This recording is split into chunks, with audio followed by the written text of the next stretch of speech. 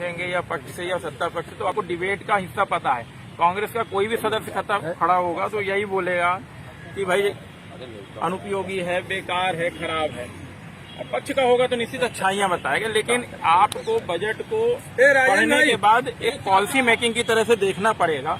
केंद्र का जो बजट है वह नदी नालों छोटे छोटे मुद्दों से लेकर के बड़ा है। देश की पॉलिसी मेकिंग का बजट है। इंटरनेशनल लेवल पे उस बजट को देखा जाता है, अंतर्राष्ट्रीय स्तर पे उस बजट को देखा जाता है, न कि आप मोहल्लों के हिसाब से उसको डिफाइन करते हैं। उसके लिए नगर निगम है, राज्य की सरकारें।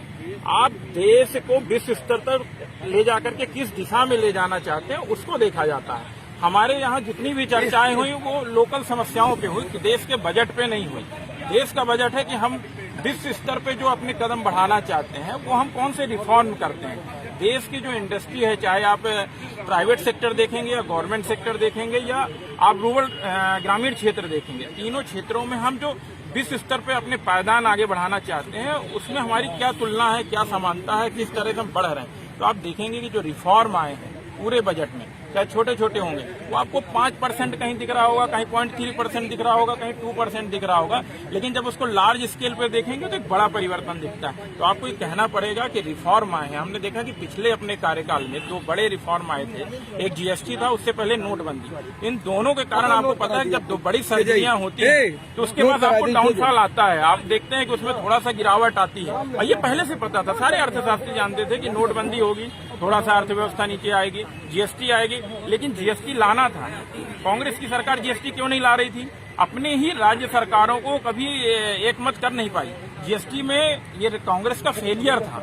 फिर वही जीएसटी पूरी बिना एक डिबेट, बिना वोटिंग के जीएसटी काउंसिल में कांग्रेस के सारे मुख्यमंत्रियों के बैठने के बाद भी सफलतापूर्वक सारे नियम बना रही है। जीएसटी में जितने परसेंटेज आ जाए वो सारे के सारे बिना वोटिंग के आए, जितने भी सुधार आए वो बिना वोटिंग के आई। तो इसमें कांग्रेस पीछे नहीं हट सकती है। आपको उसको सही दिशा में ले जाना पड़ेगा। हाँ, आप उसमें बोलेंगे सुधार हो रहे हैं, तो जीएसटी लास्ट स्टेज तक सुधर रही है। अभी बोला है 1 अप्रैल से नई जीएसटी आएगी, निश्चित तो उसमें सुधार होना चाहिए, परसेंटेज में सुधार होना चाहिए।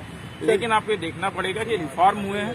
कुछ सेक्टर ऐसे हैं जिनको आप डायरेक्ट बेनिफिट में नहीं दे सकते हैं। आप एकदम से किसी को प्रॉफिटेबल नहीं कर सकते हैं। किसानों की जहाँ तक बात है, किसानों की कहूँगा, किसानों की जहाँ तक बात है, किसानों की स्थिति आज की नहीं है। शायद नेहरू जी से शुरू होकर के आप राजीव गांधी तक आएंगे तो किसानों की वही स्थिति है। तो क्या किसानों को हर बार कर्ज दे करके आप उनको लाभ दे सकते हो? ये कभी नहीं हो सकता। आप कर्ज दे के तत्कालिक अब जरूरत होती है तो कहते हैं ना आईसीयू में एडमिट करना, तो आप राहत दीजिए। लेकिन आप देश की अर्थव्यवस्था जिससे जीडीपी मेंटेन होती है, आप सिर्फ लोन और कर्ज माफ करके नहीं कर सकते हो। आपको रिफॉर्म लाने पड़ेंगे, आपको सक्षम बनाना पड़ेगा।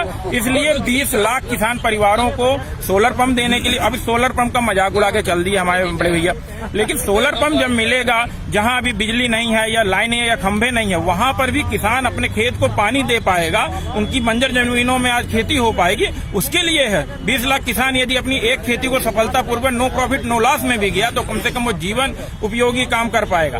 आपको हर चीज में मजाक नहीं करना है। ये देश का बजट है। आप खड़े होकर के नगर निगम के बजट की तरह यदि चर्चा करेंगे तो देश के बजट को समझना मुश्किल है।